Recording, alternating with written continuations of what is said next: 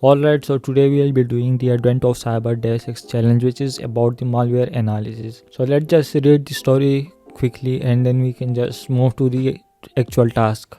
So they are saying right here is that the SOC team of the TBFC company have got an email from the Elf clause. Right here, as you can see, the subject of the email is a new schedule awaits and the attachment is the hopehelper.exe.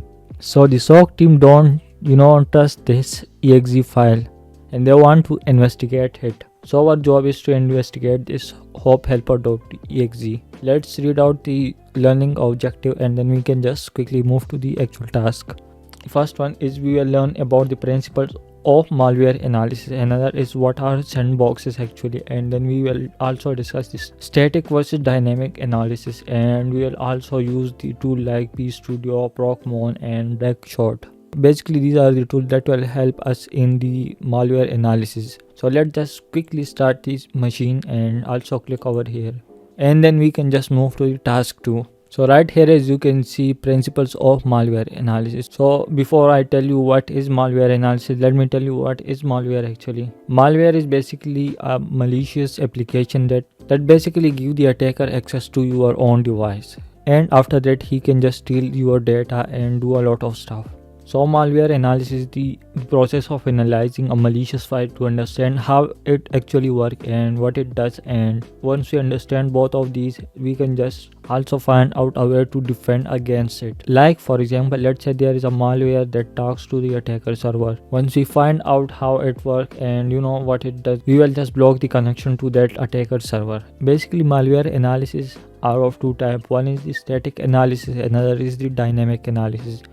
So in static analysis we do all of this stuff but we don't actually run the malware, right? While in the dynamic analysis we do all of the stuff that we do in the static analysis plus everything, and also run the malware actually and watch it out what actually it does. And then we have the sandboxes. So what are sandboxes? In simple terms, sandboxes are safe isolated environment to run those dangerous code or malicious software to figure out how actually they work. So when the malware analyst analyzing the malware, they don't actually put it on their own device and run it and then figure it out what it does and how. Instead they use sandboxes for that purpose. And after that we will just come to the static analysis. We will discuss this. So as I told you just a minute ago, that static analysis is gathering information about the malware without executing it. So we can find information like checksum, string, imports and resources. So right here checksum is the unique identifier or fingerprint of that malware. Let's say if the malware is like well known or previously used by the attacker, it will most likely will be on the Google and people must have reported it. So when we take that checksum or the unique identifier and go to Google and search over there, we will see if that specific malware is used before or no, or is this malware or no. There are some specific sites for that. You can just Google it. And next we have the string. So string is basically the readable text inside the executable like IPs, URL, password, commands, etc. And then we have the imports. This basically help us find out which window function were used in the malware. So let's say the malware wants to create some files. So instead of that, the malware uses the built-in tool of the Windows to create file and stuff. And then we have the resources. Resources include like the icon, images and stuff like that. And this one is also very important because let's say if we have a malware and we have given it the icon of image. So when user click on it thinking this is just image, as soon as he click on the image, he will just see the image will pop up, and in the background the script or the malware or the code will run and it will does its work. So let's just find out this information that we just talked about using this PeStudio tool. Right here, as you can see, this is the tool. Let me just open it and then we can just follow along. So after the file is open, we will just click on the file and then we will click on the open file as mentioned here. So the hopehelper.exe is in this place. So let's just go to desktop and click over here and then select the hopehelper.exe. Now that we can see a bunch of information, let me maximize so that you can see it more clearly. To find out the checksum that we just talked about over here, we will click on, we will basically find out the SHA256. As you can see right here, this is it, and this is the checksum or the unique identifier. Let me actually just copy this and the value, and then let's answer the first question. They have asked us this, that what is the unique identifier of the hop helper. Now let's just go back to where we left. Now we will find out the information about this string right here. So let's just click on this string indicator and we will just get the information. There is somewhere the flag mentioned over here that we will use to answer the next question. So let's find out that. Right here, as you can see, this is the flag that we were searching for. So let's just copy this and then we can answer the second question as well. Let me just paste it here. Yeah, and then we can move to the next step. Now we will just talk about the dynamic analysis. So in this we will actually execute the malware and watch out its behavior.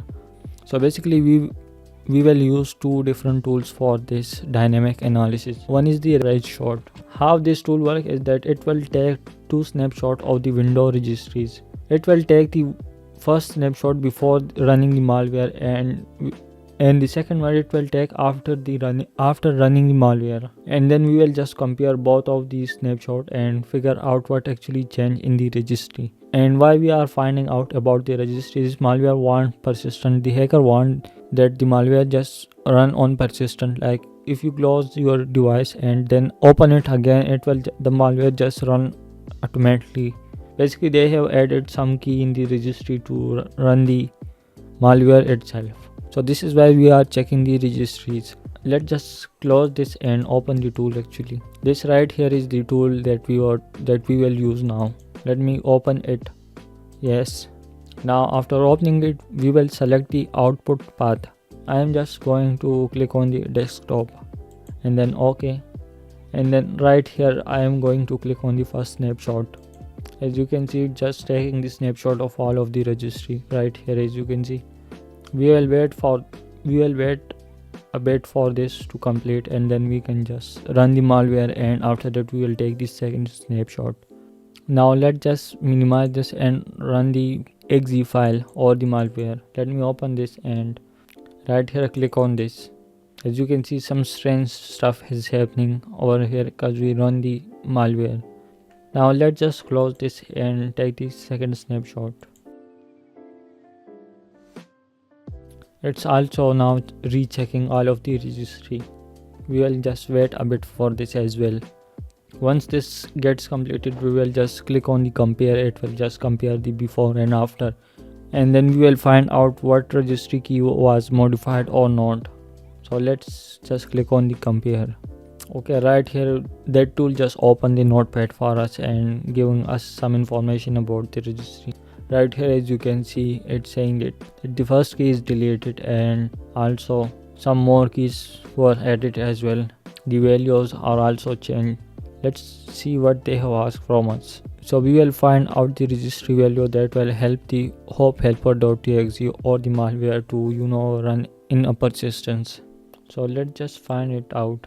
I can see this one. I think let's just check it out. Let's actually copy this and check it out. If it's not this one, we will find out another one. Let me copy this. Let's check this second one actually. Okay, so for persistent, so when adding something for persistent, it will just be found in the software, Microsoft Windows current version, and here we will see the run directory. So let's find out. Yup, we can see right here. This is actually it. Let me just copy it. Let me copy this and remove this and paste the new one. Yup, this one was correct. I knew it. Now we will use the another tool, which was ProcMon or process monitor. So let's just go above, and yeah, so the ProcMon just monitors and investigates how processes interact with the window in real time. Using the ProcMon, we can find out what network connections are made by a specific file and a lot of stuff as well. So let's just close this one and open the tool. Let me also close this and let's just click on this. Now that we have opened the ProcMon, let's run the malware again so that we can see what connection it made and stuff. Actually see its behavior. Now we need to stop the capturing of the events happening in real time. So basically when you open this tool, it will just itself start the recording of the processes and everything. Now we need to stop this. Right here we are seeing tons of information from different processes and everything, but we need to find out about the hope helper.exe. So to find out just about the malware, we will add filters. It will help us to show only the information about the malware. So for that we will just click on the filter and then this right here, and what we will do is we will set this thing to process because it's a process. So yeah, we will click on this and we will give the name of the process hope helper.exe, and this right here will include it. Let's just click OK. Yes, right here this is all of the information about that malware. Now this filter was just a basic one. If we want to add a more advanced filter, we will add a filter by operation, like let's say finding out by TCP or UDP. So let's just add it. We will select the operator right here, and then right here we will select the contents, and we are adding the filter for TCP. So let's just type TCP and click OK. So yep, we are seeing just information about the malware that just made TCP connection to outside, from the system to outside server. Maybe this is the attacker C2 or anything. Let's just also answer this question as well. Okay, so they are asking us to find out the network protocol that this thing is using to communicate with the C2. So right here, as you can see, it's the HTTP protocol. So let's just enter HTTP, and yep, this one was also correct. Let's also click on this. Now one more thing over here is that if you want to remove just one filter or or some more than one filter, or just reset the whole thing, we will just go to this, and if let's say if we are removing one filter, we will just select it. Right now all of them are selected, so assume just this one is selected. We will then click on the remove, and this one will get deleted. And let's say if we want to remove all of the filter, we will just click on this, and we can also select some specific one and click on remove, and then it will just remove the filter, right? So hope you understand all this, and we can just click on this to complete the room.